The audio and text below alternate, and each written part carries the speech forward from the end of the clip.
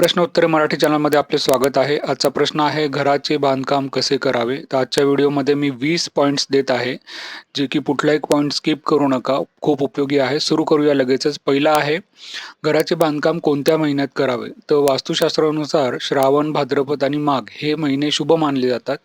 या महिन्यांमध्ये बांधकाम प्रारंभ केल्यास घराची समृद्धी येते. घरात समृद्धी येते मित्रांनो. तर हे 3 महिने आहे. पुढचं घेऊया वास्तुशास्त्रानुसार घराचे बांधकाम. आता घर बांधताना वास्तुशास्त्राचे नियम पाळणे आवश्यक आहे. प्रवेशद्वाराची दिशा, घरातील खोल्यांचा क्रम आणि मुख्य दरवाजाचे स्थान वास्तुशास्त्रानुसार असावे. पुढचं घेऊया 3 नंबर घराचे बांधकाम कसे मोजावे? बांधकामाच्या प्रत्येक टप्प्यावर मोजणी करणे महत्त्वाचे आहे. पायाभरणी, खांब, भिंती आणि छत यांचे मोजमाप योग्य रीतीने करावे, जेणेकरून घराचे बांधकाम ठोस आणि मजबूत होईल. पुढचं घेऊया 4 नंबरचं घराचे बजेट ठरवा. बांधकाम करण्याआधी बजेट ठरवणे महत्त्वाचे आहे. या बजेटमध्ये मटेरियल, मजुरांची मजुरी आणि इतर खर्चाचा समावेश करावा. मित्रांनो, व्हिडिओ आवडत असेल तर नक्की चॅनलला सबस्क्राईब करा. पुढचं घेऊया 5 नंबरचं बांधकामाची योग्य नकाशा बनवा. आता घराचे बांधकाम सुरू करण्याआधी त्याचा नकाशा तयार करणे गरजेचे आहे. नकाशा तयार करताना प्रत्येक खोलीचा आकार, उंची आणि जागेचा विचार करावा. पुढचं घेऊया मित्रांनो 6 नंबरचं योग्य मटेरियल निवडा. घराच्या बांधकामासाठी लागणारे मटेरियल उच्च गुणवत्तेचे असावे. सिमेंट, वाळू, लोखंड आणि विटा यांची योग्य निवड करा.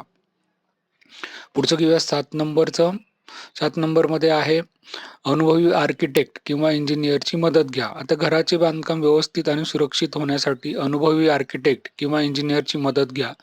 त्यांचे अनुभव आणि ज्ञान बांधकामात महत्त्वपूर्ण ठरते मित्रांनो. आर्किटेक्ट नेमा. पुढचं घेऊया 8 नंबर मजुरांची योग्य निवड. आता घराच्या बांधकामासाठी कुशल आणि अनुभवी मजुरांची निवड करणे आवश्यक आहे. हे बांधकामाच्या गुणवत्तेला सुधारते. तर मजुरांसाठी पण खर्च करा मित्रांनो. पुढचं घेऊया 9 नंबरचं पर्यावरणपूरक बांधकाम पद्धती. आता बांधकाम करताना पर्यावरणपूरक पद्धतींचा अवलंब करा. नैसर्गिक प्रकाश, पाण्याचे संवर्धन आणि ऊर्जा बचत यांचा विचार करा. सोलर सिस्टीम वगैरे आहे सध्या. 10 नंबरचं घराच्या पायाभरणीला विशेष महत्त्व द्या. आता घराच्या पायाभरणीला चांगल्या प्रकारे तयार करणे अत्यावश्यक आहे. यासाठी पायाभरणीची खोली, सिमेंटचे प्रमाण आणि लोखंडी जाळ्यांची मांडणी योग्य प्रकारे करावी. 11 नंबर घराच्या संरचनेला महत्त्व द्या. आता घराच्या संरचनेत खांब, बीम आणि भिंती यांची मजबूती लक्षात घ्या. ही संरचना घराच्या दीर्घकालीन सुरक्षिततेसाठी महत्त्वाची असते. बीम वगैरे असतात ना मित्रांनो. पुढचं घेऊया व्हेंटिलेशनची काळजी घ्या. घरात चांगले व्हेंटिलेशन असणे गरजेचे आहे. यामुळे घरात ताजे हवेचे प्रवेश होतो आणि वातावरण आरोग्यदायी राहते. मित्रांनो, काही प्रश्न असेल तर कमेंट करा, मी उत्तर देईन. पुढचं घेऊया 13 नंबरचं नैसर्गिक प्रकाशाचा वापर. घरात नैसर्गिक प्रकाश जास्तीत जास्त मिळावा याची काळजी घ्या. त्यामुळे दिवसा विजेचा वापर कमी होतो आणि ऊर्जा बचत होते.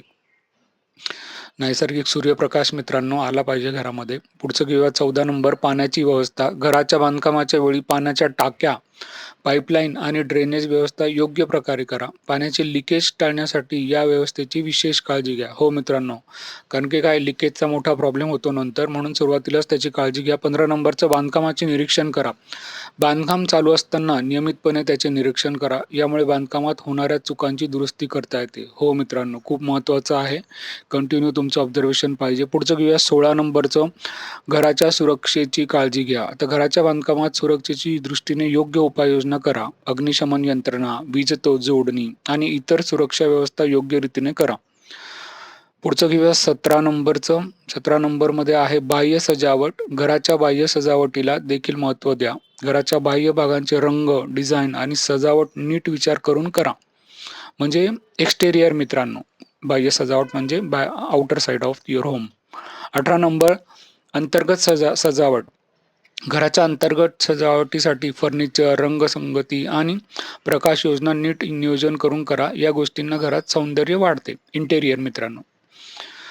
पुढचं घेऊया 19 नंबर बांधकामानंतर साफसफाई. बांधकाम पूर्ण झाल्यानंतर घराची साफसफाई करणे आवश्यक आहे. यामुळे घरात आरोग्यदायी वातावरण राहते. हो, अतिशय साफसफाई ठेवली पाहिजे मित्रांनो. शेवटचं घेऊया 20 नंबर. तत्पूर्वी पुन्हा एकदा कृपया सबस्क्राईब करा. घराच्या बांधकामाची पूर्तता. बांधकाम पूर्ण झाल्यावर त्याची पूर्तता नोंदणी, वास्तुपूजन आणि घरात प्रवेश करण्यासाठी तयारीसह करा. वास्तुपूजनानंतरच घरात राहायला या मित्रांनो. धन्यवाद मित्रांनो. Bye bye.